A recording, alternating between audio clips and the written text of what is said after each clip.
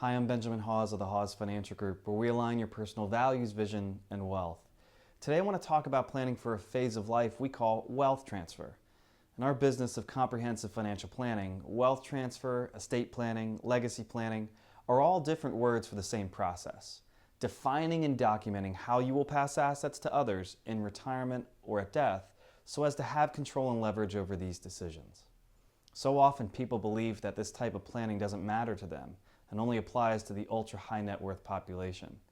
In actuality, planning and documenting wishes can help just about everyone in retirement with control and leverage.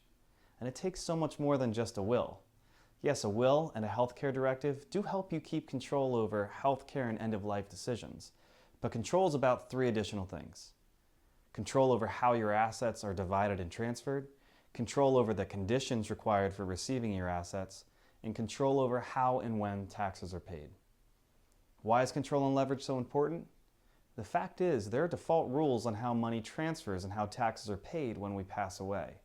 And in the absence of you outlining your wishes appropriately, the government gets to decide how to handle your estate, and their defaults may not be what you want to see happen. So start by thinking about your own personal situation. Does it fit these simple rules, or might you need to consider taking more control over the structure of your wealth transfer plan?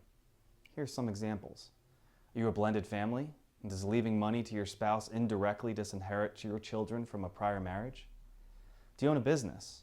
Did you know that what happens when you die is completely dependent on the structure of your business? Some businesses cease, others don't. Do you have illiquid assets like property or land or a farm? Will it need to be sold when you pass away in order to pay estate taxes and fees? Finally, do you have lots of different assets that might be titled a lot of different ways? The more there is, the more likely Uncle Sam is going to end up a meaningful beneficiary of your estate. In its simplest form, control involves having the right documents in place to create a distribution strategy for your assets.